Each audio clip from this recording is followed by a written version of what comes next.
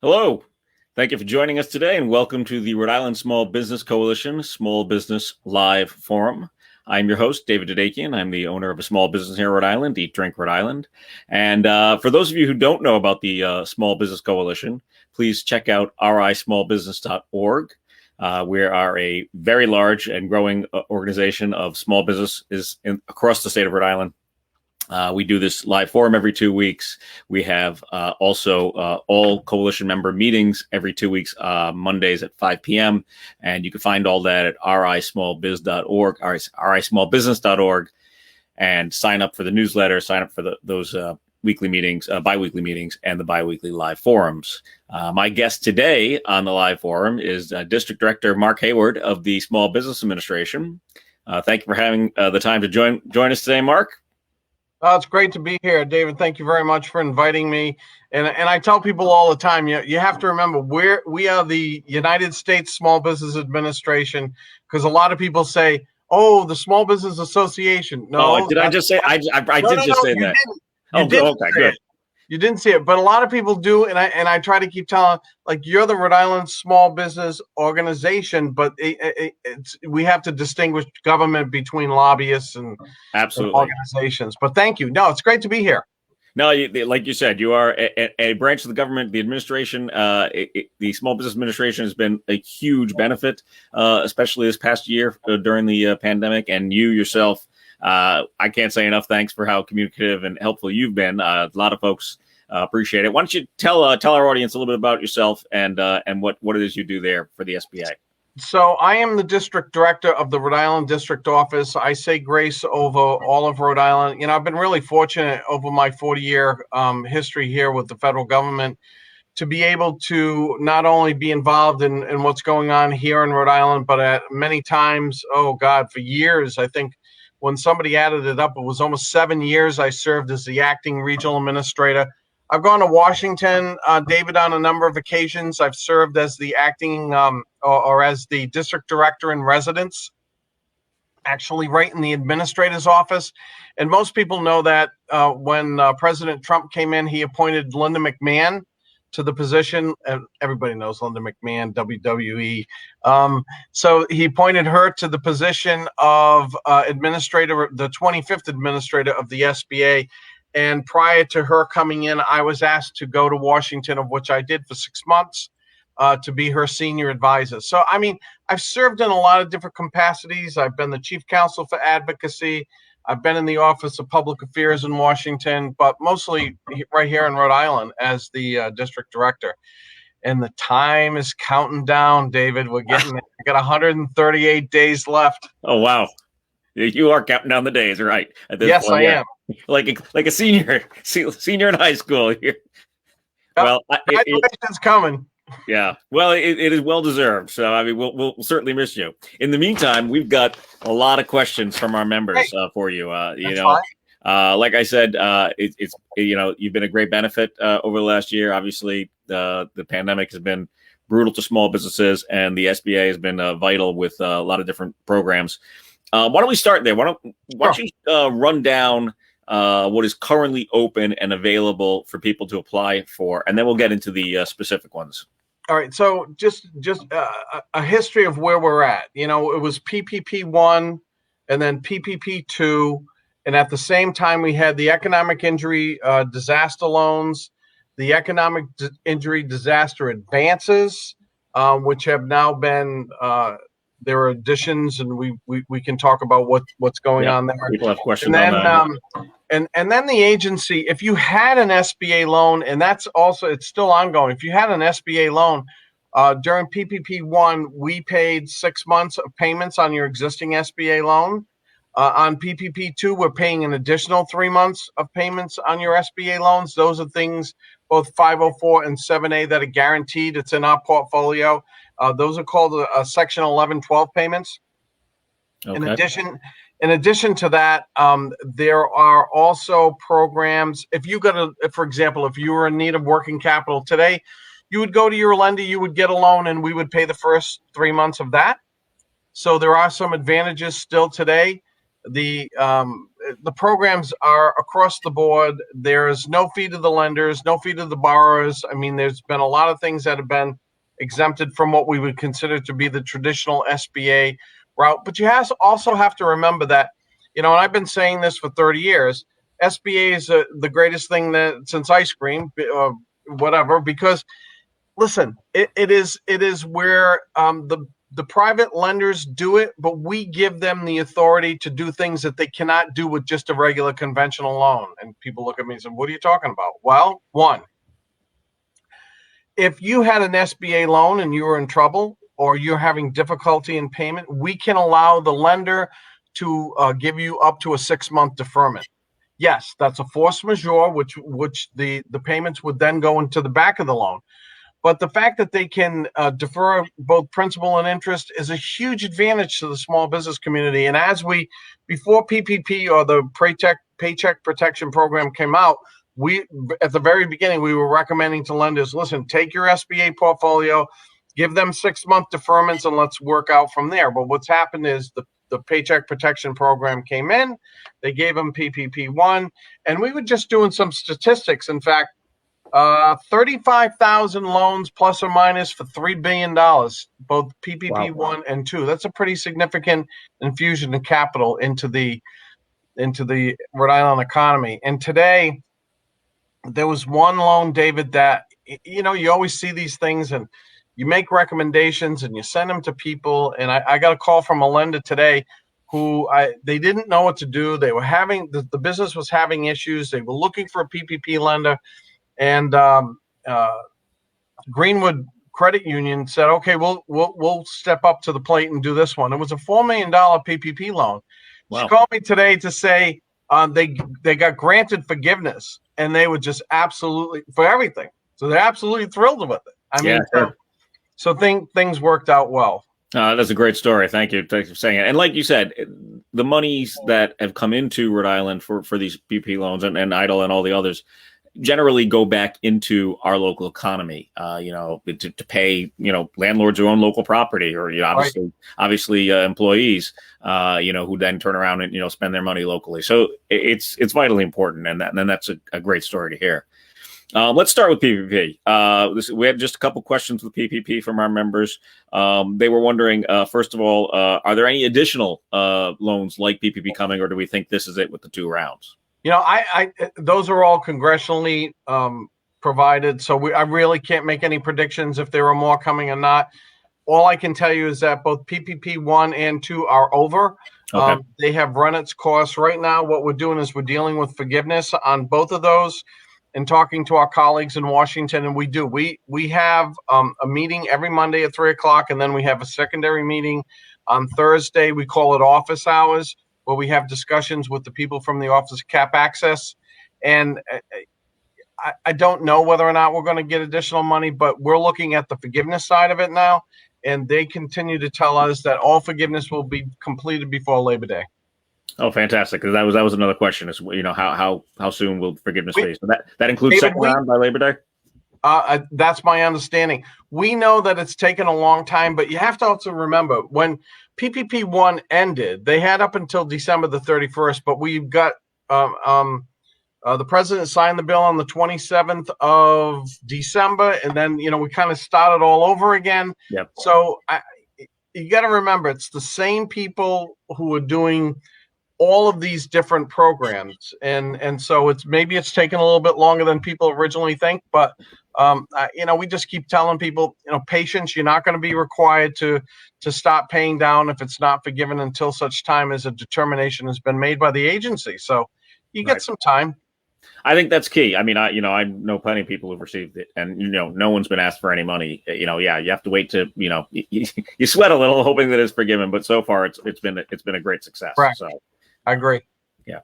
All right. So let's move on to the EIDL, the Economic Injury Disaster Loan. Also the grants, the advance, which is a grant and things of that nature. We have a bunch of questions from members here. Okay. So regarding there's an upgrade. I myself am not as familiar with this, so perhaps let's start there. What is the upgrade? So there's a $5,000 upgrade for certain individuals in certain communities, low to moderate income communities in particular. So you're being invited into the portal to put the information into the portal, and talking to most of the small businesses that have actually put their information into the portal, it's going pretty smoothly, and that $5,000 upgrade has gone out. Remember, they originally only gave 1,000, or dependent upon the number of employees, and then we reconcile for that up to 10,000 as required by the congressional mandate. And now this additional 5,000, which came as part of the most recent act, it really has gone a long way to help a lot of people. I mean, $15,000 of grants in a lot of these small businesses really can help. Absolutely, yeah. Is that so? Some of the questions are: what is the status of the 3 times? So you just said 15,000 as opposed to 5. So the 3 times is getting out as well. Yes. Yes, it is. But remember, on the third tranche, it's dependent upon certain low to moderate income areas. That's another question here. Is is there any chance of that opening up, or is it going to stick to that low to moderate income? I believe that there is a potential for it to open up, but again, I can't guarantee that. That's handled on the other side of the house. Right. And we're just trying to make sure that those individuals who have questions to provide it to us, and we're trying to look into the system we finally have access into the disaster system so that we can give people answers. Sometimes we give people answers, David, that they don't like. Sometimes there are things in the file that there's nothing that we can do about. Sometimes if we look into the file, we'll see that they have a Treasury stop pay.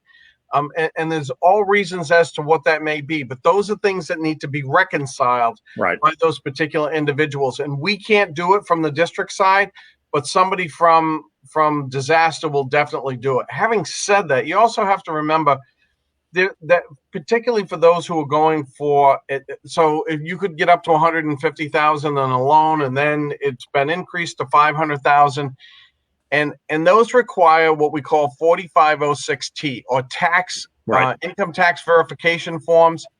And I will be very candid with you, they are taking anywhere between 3 to 6 weeks to get the verifications. And I know people want to see that those increase go a lot more quickly. We'd like to see it go more quickly. I was on a call yesterday, in fact, where there was a discussion between a couple of Washington offices saying, what can we do to make it quicker? But on that's patience too. We'd like to see it go quicker, but right now it's just IRS is taking a long time in providing us the information. No, I mean, the IRS is completely backed up. I can just say personally, I sent in my taxes in the middle of March, and I was just alerted 2-3 days ago, middle of June, so 3 months later, that they were actually received. So, it's patience is what you need. Regarding the 4506, because one of our members did ask a question here. They submitted a 4506 with their first EIDL request, and now they're being asked to submit it again for this upgrade. Why is that? Is there any way around that since the no, there isn't, and it's a new tax year, David. So with the new tax year, they have to do the new verification to make sure not only consistency from ownership standpoint. And I know I know that this is not probably the most popular, but in order to make sure the agency and the Office of Disaster Assistance to make sure that we're still dealing with the same people, that they did file their taxes, that there's no issues there, you have to file a 4506T. And this is across all of our programs. It's not just EIDL. It's 7A, 504, RRF, you name it. Yeah, so it's not the case that once the SBA gets your tax returns, that if it's a different program, they still have to get them again. That's all right. So regarding the low income area map for the targeted EIDL advance, we had a question here from a member, and actually, this exact thing happened to me, and your office helped me.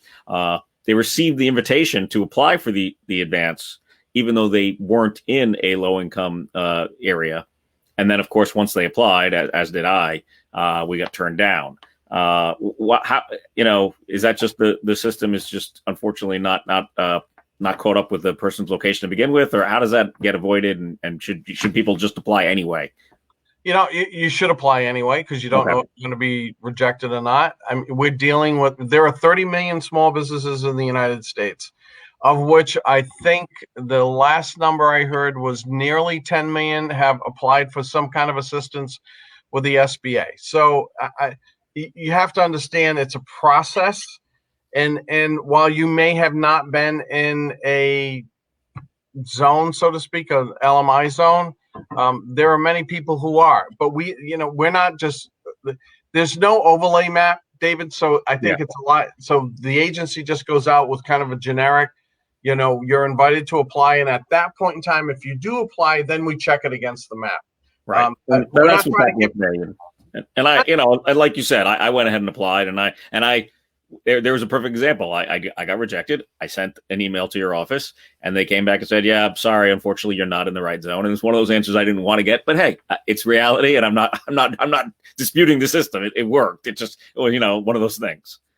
And we had a lot of people also apply that didn't think that they were in a zone, that ended up being in a zone. So it kind of goes both ways. We don't make a good point. Those zones, David, are made up by information that's provided through the U.S. Census Bureau, both in the business census as well as the decennial census. So, I mean, it's really that's how they come out with those numbers. But it's not much we can do about that.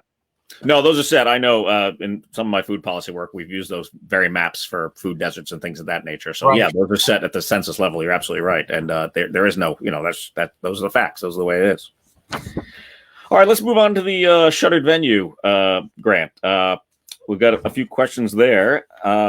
First off is, do you know how much money is left in it? Is it still open and available for people to try and apply? I believe that the portal is not open. You have to remember we're not doing the shuttered venue. That's also being done by the Office of Disaster Assistance. The last numbers that I saw was there was, I believe, $17.6 billion that was appropriated to the program.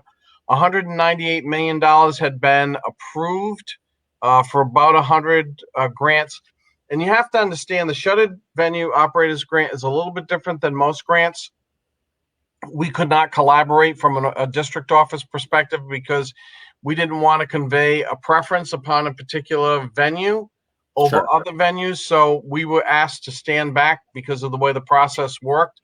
And we did. I mean, we helped, get the word out, educate people as to how to apply. But on the SVOG grants, there could be upwards of 50 documents attached to one particular application because of all of the different things that were asked. And I do know that there are a number of people here in Rhode Island who have gone ahead and applied, and it's my hope that they will get it. Great. One of the issues that of some of the smaller venues here in Rhode Island has run into is there was a 60-day ticket sales requirement on the SVOGs. They went ahead and applied anyway. Do you know if that's a really a disqualifying feature? Because that is, unfortunately for a lot of smaller venues, they don't put their tickets on sale, 60 days in advance. I really, David, I can't comment on SVOG. I'm not allowed to. So that's really comes down on that side of the house. And I apologize for that, but I just can't. No, I mean, it's understandable. I mean, that's what you get for information. That's the best you can do. We appreciate whatever answers you can give us, Mark. Let's move on to, so you've got shuttered venues, you've got restaurant relief. There hasn't been anything for the travel industry, and the travel industry has really been hit hard. I know at the federal level in the rescue packages, there have been things for the airline industry and things of that nature, but we've got a lot of members of the Small Business Coalition that are travel agents or work in the travel industry. And do you know if there's any way or anything that is available for them, or should they just be generally applying for the general grants? So they should be generally applying for EIDL, and I realize that's a loan, or EIDL grants, or hopefully they got PPP. On the issue of PPP upgrade, where in the second round, NAICS Code 72 got an additional stipend added to their particular grant. We realized that the travel industry wasn't included in on that, but here's the issue again. We don't make the rules. Congress passes the laws. We make the rules based upon what we're told by Congress. We can't go beyond that, and that's unfortunately that's what happened here. I've had substantial discussions with all 4 members of our congressional delegation. I can tell you that we're in constant contact with all of the state directors of all 4 members of Congress, and we do our best to get the information out to them. They're aware of what some of the indications are as it relates to the travel industry, and it's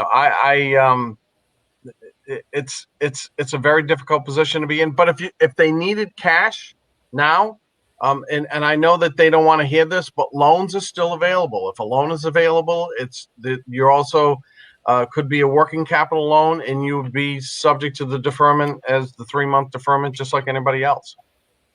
All right, well, that's good information. I think it's important. I'm glad you pointed it out, and I think it's important for everyone who views this to understand that you're the district director for the SBA, but Congress makes all these plans and rules and programs. And we will be having Congressman Langevin on during the summer, and hopefully we can get some of the other members of the CODEL on as well to talk these things. But we, do appreciate that you're administrating the plans the programs that you've been given. So how about the Restaurant Relief Fund? Do you know the current status of where they're at? I know it's closed for applications, but there's been talk that it was way oversubscribed. Do you know anything more about the RRF that you can tell us? Yeah, it was way oversubscribed. There's no question about that. And on RRF, we do know that approximately 450 local establishments did get financing here in Rhode Island. It's over $100 million, which is a huge, substantial amount of money for the industry. But and so while, would we like to see more? Of course. Were we last in New England? No. There were 2 other states who were below us in the number of people who were approved and dollar amounts. And I think listen, we did everything we could to tell people to be prepared and to apply on day one. I was just Matt Sparrow, who works for me, and Joan Moran, who's my deputy. We were going over it the other day. We did 31 different events teaching people what they needed to do in order to be prepared to apply for the Restaurant Revitalization Fund. And I am just ecstatic about the number of people who actually, and the fact that we're not at the bottom, that we're kind of in the middle for New England. And that's really important. Absolutely. No, I agree completely. I think it's been a success. I hope that I'm being part of the food industry. I work with a lot of national groups, and they're looking to have it refunded so that there's more in there for folks. And I hope that does happen because it has been successful for those that did receive it. Okay, let's pay grade, David. What's that? I said that's above my pay grade. It's right. That's not tough for us to decide. We can just hope in some cases and hope that it happens. But like you said, it is nice to hear also that we're not in the bottom for I agree. That. Yeah. That's a big plus for us. Plus, we are such a great food state. So I've got some general questions as well. We have like I said, some great communication with you and your staff, emails, phone. Like you mentioned, all those programs that you did, the event seminars online for programs. It's been great.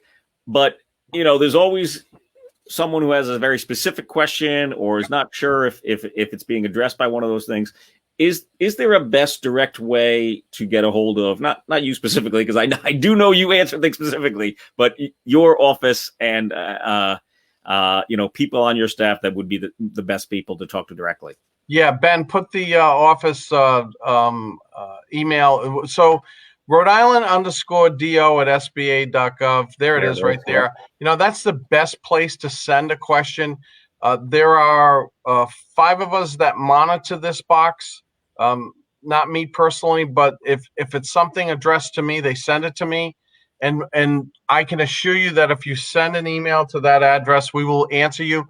Again, David, it may not be the answer that you're looking for and that you like, but we'll get you an answer. Sometimes it's really difficult, but that is really it's a lot easier instead of trying to email Matt or Joan, or you'll eventually get all of our email addresses anyway. It's not a secret, but and sending it to the Rhode Island _DO at SBA.gov, it gives us the ability to say, okay, for example, Matthew is responsible for the PPP. He has access to the PPP portal. So he knows if there is a PPP forgiveness question, he can go in and look at it and say, okay, this is what I'm seeing. This is what needs to be done. On the other side, Joan has access to the EIDL portal and the disaster programs.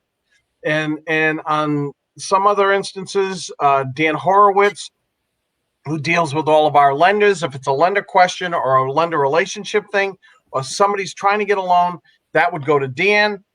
If it's related to some of our resource partners, if it's SBDC or SCORE or the Women's Center, that would go to Lana Glovac. I mean, so that's why we say send it to this particular site and we will get it to the right person so that they can get the answers.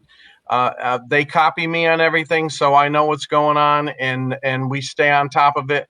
Yeah, well, I will be very candid with you. With all of the communications that we have gotten, David, over the last 16 months, has some of those fallen through the cracks? Yeah, absolutely. There's no question about it.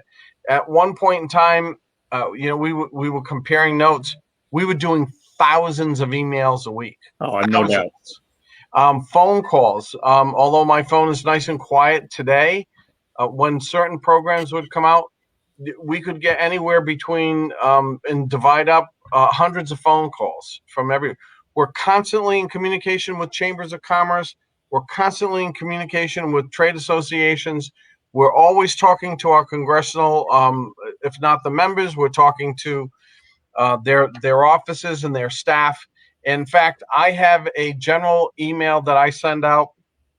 So if a new program was coming down, David, and they said, please make sure that everybody is aware of it, I send it to lenders, to congressionals, to chambers, to trade associations.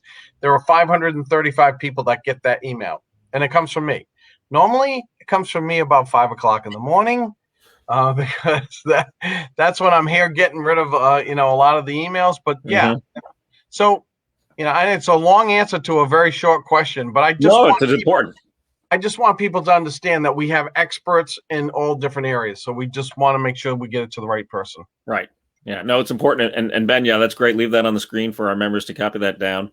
Also regarding emails, from you, I was going to say there's newsletters that I know I've subscribed to, and I hope our coalition members and everyone out there goes to the Rhode Island office SBA website and subscribe to those newsletters, because I get those a couple times a week as well. And that's really important, David, because we have training events that are on there. We have updates that are ongoing on a regular basis. And if you don't subscribe to that, because a lot of times, we'll forget just to mention it on a program like this, you'll see it right there. And it costs you nothing to subscribe to and if it's not relevant, just delete it. Yep, exactly. Yeah. No, so that's those are great resources as well.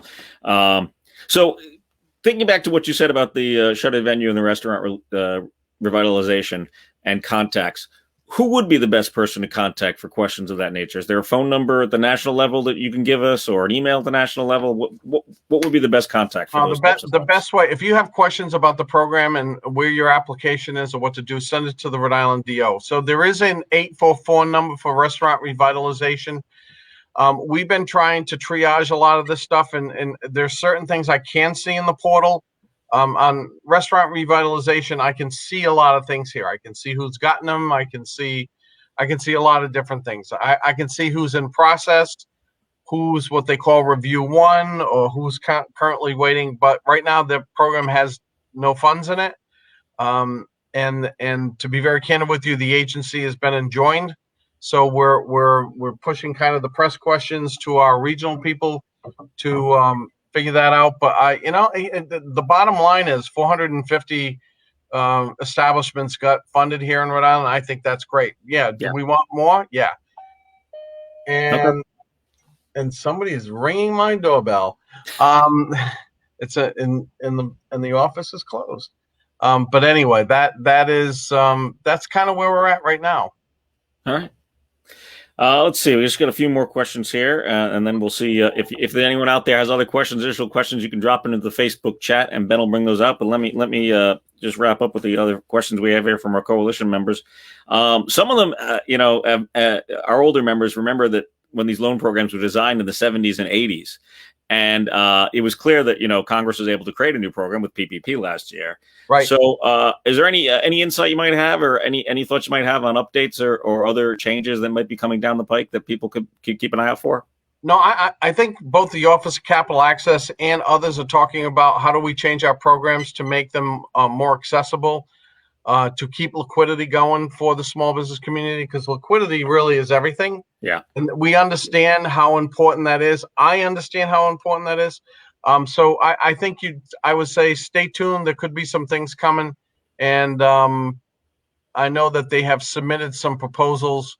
I've been on some calls with people in Washington on how we can change our programs to make them easily accessible. The other thing, David, I want to talk about is it's not only the programs of the banks. We also have, this person won't go away from my door. It also we have micro lending programs, right, with our fiduciaries or intermediaries, which are 50,000 loans of 50,000 or less. The same Section 112 of 1112 payments apply to that, which means the first 3 months are going to be waived. So, I mean, there are really some opportunities here. So if you're in need of capital, some of them might be loans. EIDL is a loan, unless you're getting the EIDL grants. And people who are in business fully understand the risks that have to be taken. But we can help guide you in that. I mean, I think it's a good point. We spent so much time in the last year, talking about the pandemic and trying to keep businesses alive and afloat during the pandemic. But just in general times, the SBA is a huge resource, and so people should look at those programs and things of that nature that they can draw upon to keep their businesses going or to move their businesses to the next level. David, it's not only us. I mean, our technical assistance resources, the Small Business Development Center at the University of Rhode Island. Our SCORE chapter, which has, it's not only people who are volunteers who, SCORE used to be called the Service Corps of Retired Executives. 99% of the people who are in SCORE today are currently in business. They just volunteer. Right. And it's, if you're looking for a mentor, they are second to none. And I have recommended SCORE volunteers to a lot of people. We have the Center for Women in Enterprise. While, yes, it's concentrated on women, they also serve men. And we have the Veterans Business Outreach Center. So we have unbelievable access to counseling and technical assistance and to programs and to just about everything that you need. I always say I'm from the government. I'm here to help you. No, you do, but it's true. I mean, you are helpful, and these are great points. And for anyone watching, if you didn't, if you want to watch this back later, and make sure you Google all those names, you can find some great resources. Mark, I hope when you do retire that perhaps you consult with all that knowledge you have in your head and stick around for a bit and help out. It's amazing how much you. Yeah, the short answer is I'll do something. I keep telling people I can't talk to anybody until after I actually leave. But right. I'm not going to disappear. Yeah, no, that's great. So Ben, do we have any questions on the Facebook chat for Mark? Hey David, hi Mark. Hey Ben. So we have just some general questions about. It was Tina posted a couple comments about inclusion and helping small businesses become more ADA compliant and more inclusive for everyone.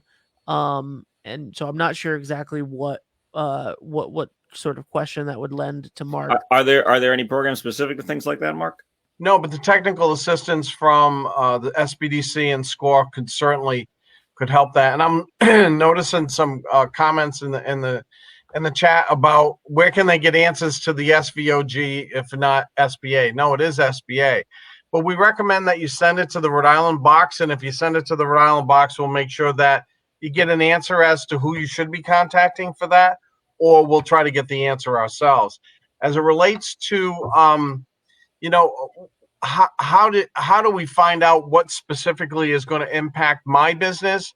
David, you mentioned about all of the programs that we're doing, and we continue to do them, sign up for the emails that we send out, because you really will get an awful lot of information, and it will, in the long run, be beneficial to you. Yeah, no, I agree. I highly recommend it. So yeah, check that out. SBA.gov, obviously look for the Rhode Island office and check out those newsletters.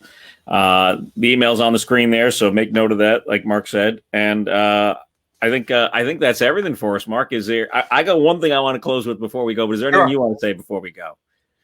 No, I enjoy doing these. I've always been told to have a face for radio, but this is a new format. I think now that we're beginning to get out into the community, I've had a couple of meetings in the community. I will be very candid with you. I am concerned about, and this is, I've publicly said this a number of occasions, I'm concerned about hospitality and small retailers. I'm concerned about those areas that are going to be more impacted than others, including Block Island, Newport, Narragansett, Wickford, Westerly, those areas there, because they were dependent upon foreign workers, individuals on HB3 visas from Ireland and the Eastern European countries that we're not getting this year. I have talked to superintendents of schools recommending that, they encourage the high school students to go out. If you want to find a job, you can find it. There are plenty of them out there. I think every single one of us, I know that I did in high school and in college, I worked in the hospitality industry. It was a great experience. And, the hospitality industry today, David, more than ever before, needs help. Yeah. They need physical to go and help and work in the business. And that's my major concern. And I'm hoping that we can get over that. No, you're absolutely right. Thank you. Well said. So what I wanted to read was a comment from a coalition member. Unfortunately, they didn't leave their name, but I wanted to close with this comment because it kind of sums up the whole thing. And so our question to our coalition members was, what would you like to ask Mark from, District Director of the SBA in Rhode Island? But this person left a comment, not a question. And their comment was, please tell Mark thank you. PPP and the federal SBA loans are the only reason I'm still alive. If there's any grant money left over, divide it up amongst the businesses. Thank you so much for your help. So thank you. Appreciate it. It's a sign. No, I hope you realize that you've done a lot of really important good work over the last year through headaches and hassles and complaints and all the rest. It's been vital. So thank you for your time today. Really appreciate it.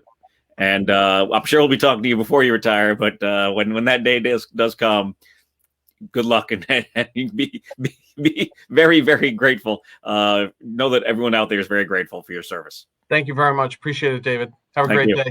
You too.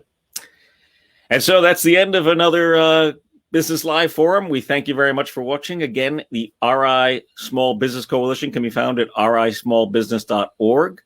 You can also find us on Instagram and Twitter and Facebook and all those things, of course, but hit rismallbusiness.org to sign up for our newsletters and find out when you can join us for our biweekly meetings. And of course, watch this show every 2 weeks. Our next guest, our next planned guest right now in 2 weeks from today will be Liz Tanner, the Director of the Division of Business Regulation. And we've got other great guests coming along during the summer. Providence Mayor Jorge Lorza is going to join us. As I mentioned earlier, Congressman Jim Langevin is going to be joining us. So please watch us every 2 weeks. The other 2 weeks in between is the Lieutenant Governor's Forum. So check out her town hall. Brought her to a small business just last week. It was nice to invite her along, and she was great to come. It was a chocolate shop, so who doesn't want to go to that? But thank you very much for watching.